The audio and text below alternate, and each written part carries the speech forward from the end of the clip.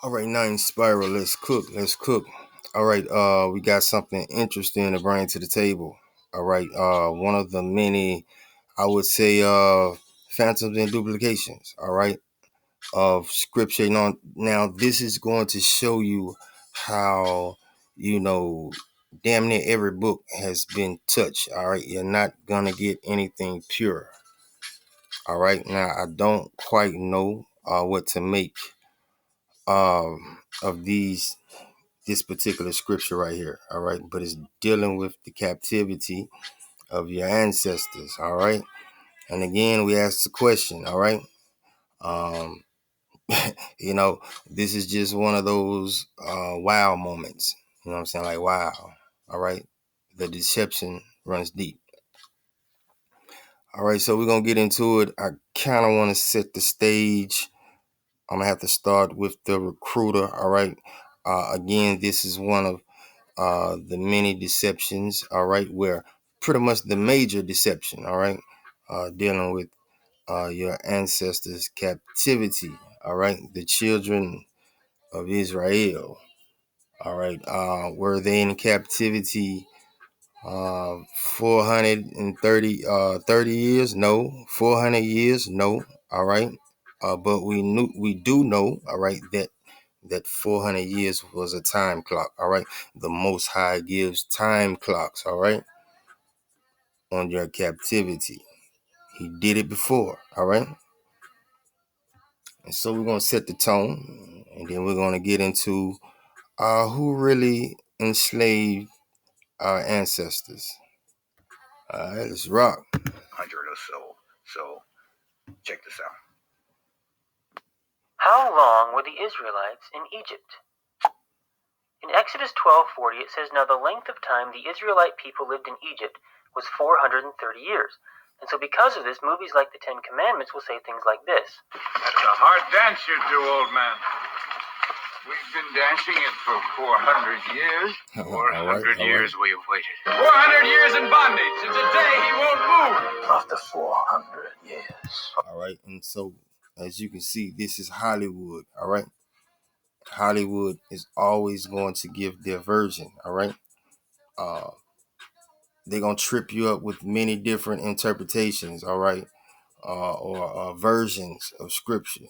All right. They have just done a number on the information. All right. And that's why Isaiah 28, 9 and 10, all right, is very important, very crucial. All right. Whom will he teach knowledge? All right. And whom will he make to understand the message? All right. See that? And so here it seems to be distinguishing, all right, between the two. All right. Uh, those just weaned from milk, those just drawn from the breast. See that? Who's it for? I say it could be either or. All right. If you're rocking with your mother above, all right, then she teaches you to apply wisdom, all right, and that is reasoning, all right. Occam's razor. Keep it simple. For precept must be upon precept, all right, precept upon precept, line upon line, line upon line. Here a little, there a little, all right. Now that's going to come into play in a minute, all right. All right, let's finish off. Of slavery. And experts on the topic will say things like this. The Israelites were there 430 years. We have the record in the Bible that tells about the Israelites going into Egypt and living there for 430 years. But if you do the math, you'll find that this is not mathematically possible. See that? You see, Moses was 80 years old when they left Egypt. His father Amram lived to 137. His father Kohath lived to 133. And Kohath was one of the 66 persons who went with Jacob down into Egypt. Now let's just stretch this out as much as we possibly can. Let's assume that Kohath was a newborn baby when he arrived in Egypt. Let's assume that Amram was born the year that his father died, and let's assume that Moses was born the year that his father died. All right. So take 133 plus 137 plus 80, and that equals 350. which means that the amount of time the Israelites were in Egypt could have been no longer than 350 years maximum. See that? Now, more than likely, Kohath was probably not a newborn baby when he arrived in Egypt. More than likely, Moses was not born the year that his father died, and more than likely, Amram was not born the year that his father died, which means that the amount of time the Israelites were in Egypt would have been significantly less than 350 years. All right. So why does Exodus 12:40 say the Israelites were in Egypt for 430 years when this is not mathematically possible? All right. I had to catch him right before he was finna get into Paul. All right. We ain't even got to go that route. All right. I saved you one. Let's go. And so Moses received the law at the same time they left Egypt. So Paul is saying that there was 430 years from this point to this point, and according to the Old Testament, there's 215 years from this point to this point. So take 430 years and then subtract 215 years, and that equals 215, which means that the amount of time that the Israelites were in Egypt was 215 years. 215 in Egypt, 215 in Canaan, 430 total. Now that is mathematically possible. All right. Because 215 is significantly less than 350. And that's exactly what the Greek Septuagint says in Exodus 12:40. All right, you see that? This is what you call precepting. All right. For precept must be upon precept, precept upon precept, line upon line, line upon line. Here a little, there a little. All right. Let's rock. Precept. It says, and the sojourning of the children of Israel while they sojourn in the land of Egypt and the land of Canaan was 430 years. The Samaritan Pentateuch says the same thing. It says, now the sojourning of the children of Israel and of their fathers, which they had dwelt in the land of Canaan and in Egypt, was 430 years. Flavius Josephus says they left Egypt 430 years after our forefather Abraham came into Canaan, but 215 years only after Jacob removed into Egypt. All right, and so that is what you call precepting. All right. Let's get to it. Isaiah. That's not it. All right, Isaiah 52. Who really enslaved your ancestors, the children of Israel? All right, and it has a lot to do with Abram and Canaan. All right. All right, so we're going to pay attention to number 4. All right, verse 4. Isaiah 52, verse 4. All right. And we're also speaking, thus saith. All right. So stamp. All right. That's stamped right there. Stamped by the Most High. For thus says the Most High Yahweh.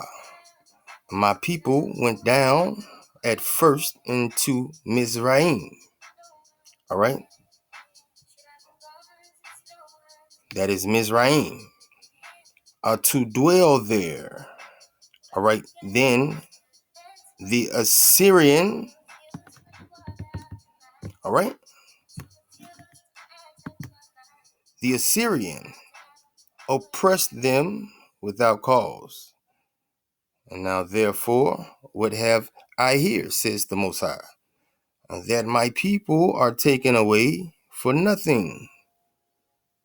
See that?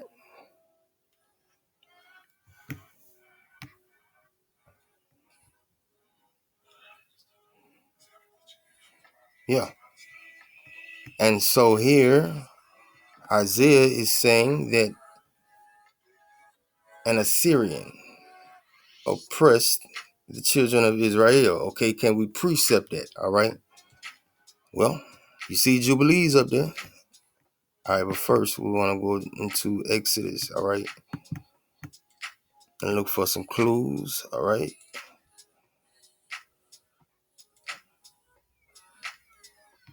Exodus 1, and it started 6, all right? And Joseph died, all of his brothers, and all that generation. But the children of Israel were fruitful, all right? Keep that in mind. Fruitful and increased abundantly, multiplied and grew exceedingly mighty. and the land was filled with them.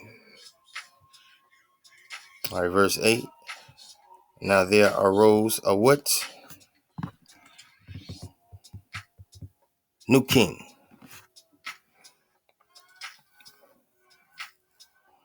So if Isaiah is naming an Assyrian, could this be an Assyrian king?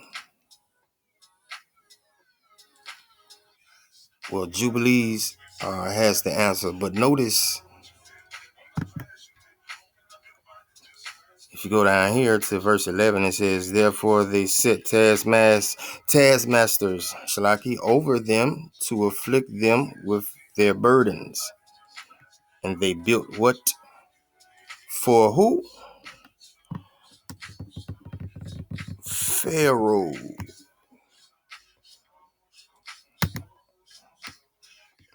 But here in verse 8, it says, uh-oh, can I get that? All right, it says a new king. So why doesn't it have Pharaoh right there? See that? It says, now there arose a new king over Mizraim. All right, Isaiah is claiming an Assyrian. And so, can we precept further in Jubilees? This is Jubilees 46, where I want to be. Shalaki.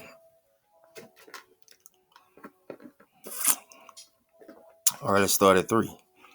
And Joseph died being 110 years old. 17 years he lived in the land of Canaan. All right.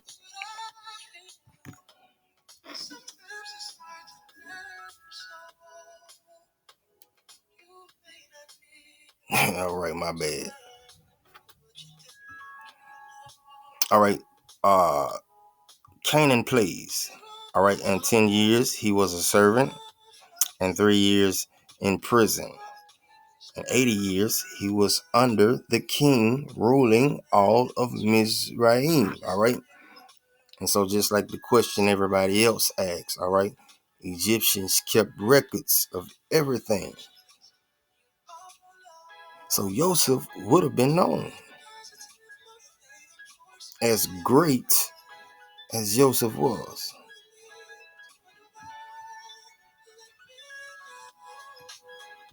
All right. And he died, and all of his brethren, and all that generation. And he commanded the children of Israel, all right, Israel, before he died, that they should do what? Carry his bones with them when they went forth from the land of Mizraim. All right. And so Joseph is saying, yeah, it's cool. I ruled here and everything, right? But this ain't home. No, bury me in my, on my land. All right. All right. He said, and he made them swear. Like, get my shit up out of here. I'm not no Egyptian. Regarding his bones. For he knew that the Egyptians would not again bring forth and bury him in the land of Canaan. Why? For Macamaron. All right.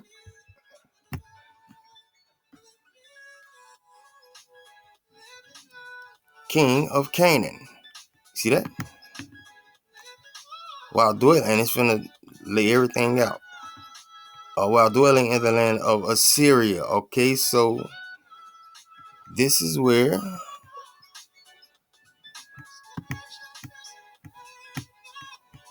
all right, this is where Isaiah is coming from right here. All right. Then the Assyrian oppressed them without cause. Wow. I don't know how to feel about this one, all right? This deep. Because you got to undo a lot of shit, all right? But it seems... All right, well, let's get to it. All right, for Macamaron, king of Canaan, while dwelling in the land of Assyria, all right, fought in the valley with the king of Mizraim. And so if they fighting in Assyria, that means Assyria is conquered. And so he's coming for the Egyptians. All right, fought in the valley with the king of Mizraim and slew him there. All right, one down, man down, Pharaoh down, and pursued after the Egyptians to the gates of Erman. All right, she like it. Well, damn. This is a vicious Canaanite king. No wonder. Ain't that Moab them folks? There's Moab them folks, huh?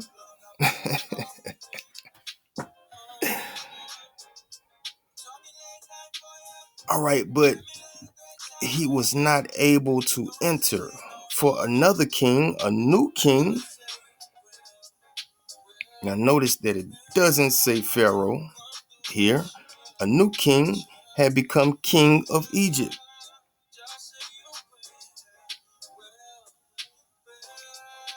And he was stronger than he.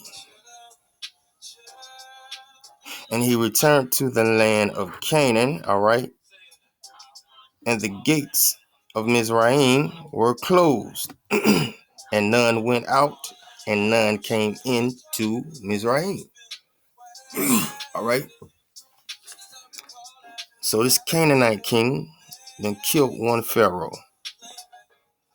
All right, he's into it with another one. All right. A new king, all right? We don't know if it's a Pharaoh or not. I'm just keeping it real right there.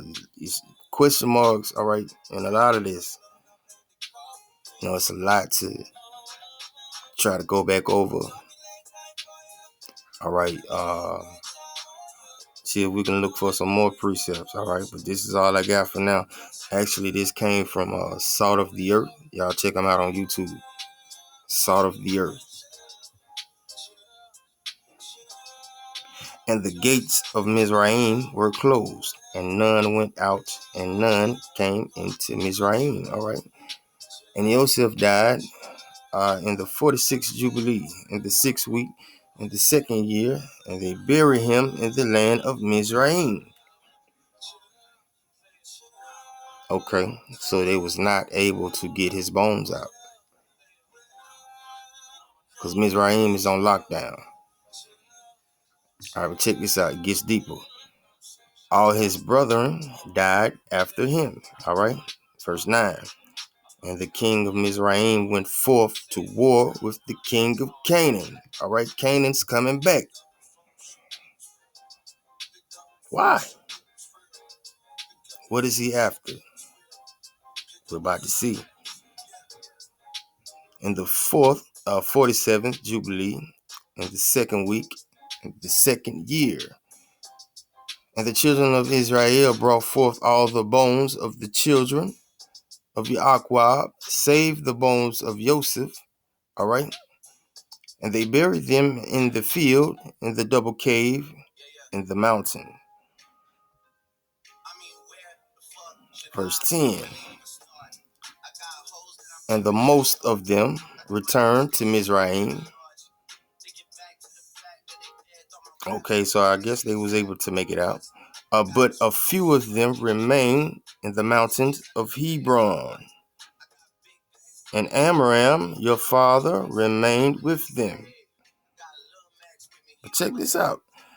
And the king of Canaan was vicious over the king of Mizraim. All right. So he done whooped up on another king. And he closed the gates. All right. And so who closed the gates? this king of Canaan. And he closed the gates, all right? And what else did he do, all right? And he devised an evil device against the children, all right, of Israel,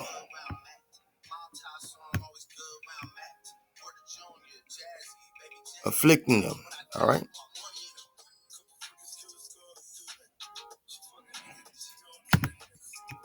Verse 13. And he said to the people of Mizraim, behold, the people of the children of Israel have increased, all right, and multiplied more than we, all right? And so that's what it's all about.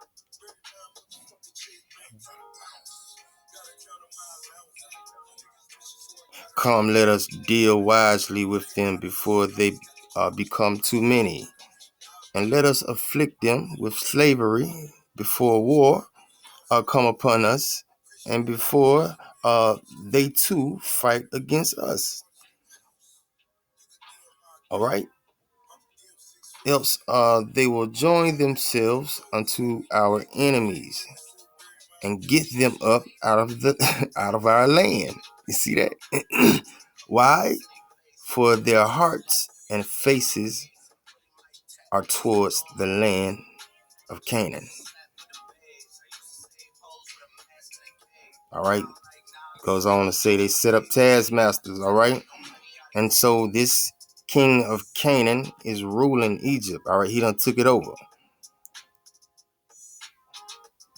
And now are in agreement. All right. With the Egyptians. So-called Egyptians. All right. If that's what you want to call it. To do what? Enslave us, or our ancestors. Because he knew we was coming for our land. You see that? That's our shit. Canaan, that's us. All right? Yeah. All right? This is sacred ground. All right? Canaan was not supposed to step foot on Shem's lot. And for that, he cursed his descendants. All right? Yeah, they knew we was coming for this. All right? Yeah, that nigga tried to keep us down here. Now we want all this, homie. We need that back. There you go. All right. Allahu. All right. That was yeah. That deserves some searching, but it's precept, all right. It is out of the mouth of the Most High. Where we at? Yeah. That is right there.